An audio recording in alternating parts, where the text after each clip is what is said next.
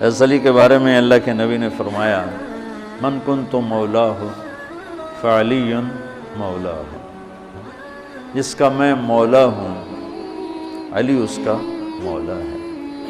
اور یہاں مولا سے مراد دوست نہیں ہے، یہ ہم دوست کا ترجمہ کرتے ہیں آقا، سردار، جس کا میں سردار ہوں علی اس کے سردار ہیں۔ اس کے پیچھے ایک کافی پس منظر میں بہت سی چیزیں ہیں، ان کی صفائی کرنے کے لیے میرے نبی نے غدیر خم پر یہ حدیث بیان فرمائی خطبے میں کہ جس کا میں مولا ہوں اس کا علی مولا ہے۔ تو یہ چند دن پہلے مجھے خیال آیا کہ ہمیں حضرت علی نہیں کہنا چاہیے، ہمیں مولا علی کہنا چاہیے، کہ میرے نبی ہمیں ان کو ہمارا مولا بنا کے گئے ہیں۔ ہم سمجھتے ہیں صرف یہ شیعہ کہتے ہیں مولا علی، وہ صحیح کہتے ہیں، من کنت مولاہ فعلی مولاہ۔ آپ سب کے چہروں پہ میں حیرانی دیکھ رہا ہوں،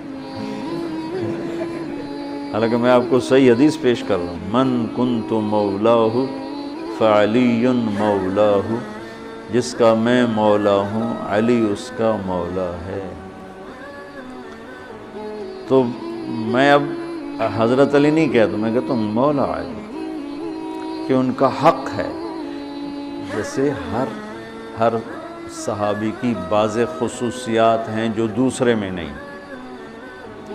آپ نے ابو بکر سب سے بڑی ہستی ہیں صحابہ میں، ان کو نہیں، آپ نے کہا کہ تو جنت میں میرے آگے آگے چلتا ہے۔ بلال کو کہا کیا بات ہے، جب جنت میں جاتا ہوں مجھ سے آگے آگے چلتا نظر آتا ہے، جزوی فضیلت۔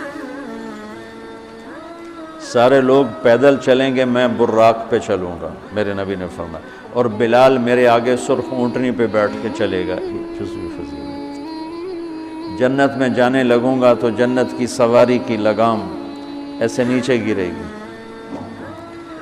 نیچے گرنے کا مطلب ہے کوئی ڈرائیور آئے گا، کوچوان آئے گا جو چلائے گا، تو بلال حبشی کو یہ رسی پکڑائی جائے گی۔ تو اس طرح یہ جزوی فضائل کسی کے کسی طرح، کسی کے کسی طرح ہیں۔ تو مجھے خیال ہے کہ ہم اہل البیت کے حق میں بڑی کوتاہی کرتے ہیں، بہت کوتاہی کرتے ہیں۔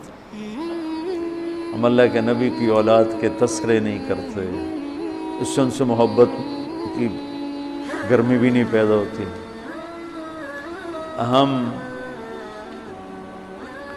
تم میری اولاد کی برائیاں میرے سامنے شروع کر دو تو تم مجھے اچھے لگو گے، اور میرے سامنے آ کر میری اولاد کی تم تعریف شروع کر دو، چاہے مجھے پتہ بھی ہو جھوٹی تعریف کرنا، تو بھی میرا دل خوش ہو جائے گا۔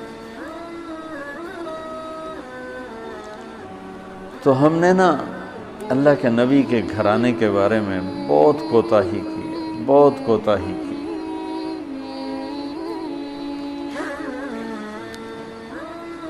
تو تم سنتے رہتے ہو، میرے ہر بیان میں اہل بیت کا تذکرہ ہوتا ہے، اور یہ میرا ایمان ہے کہ یہ میری بخشش کا بہت بڑا وسیلہ ہے اگر اللہ کے ہاں قبول ہو گیا۔ ریاکاری میں مردود ہو گیا تو وہ تو الگ بات ہے، اور جو اس کا ہر فیصلہ حق ہے، لیکن اگر میرے اللہ نے قبول فرمایا تو میرے بیانوں میں میری سب سے بڑی متاع میرے نبی کے گھر کا تذکرہ ہے۔ میں اس سے اندر کی محبت سے بھر کے کرتا ہوں،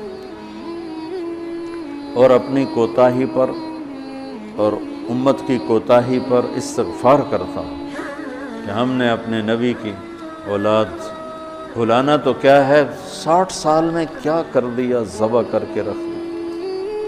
مجھے حیرت ہوتی ہے کہ نبی کا نواسہ ہو اور ادھر سارے نامراد سور قسم کے انسان ہوں، اور پھر ان کے پیچھے لگ کے نبی کے نواسے کو ذبح کر دیا، کچھ سمجھ نہیں آتا۔ شاید اللہ ان کے عالی شان مقام طے کر چکا تھا۔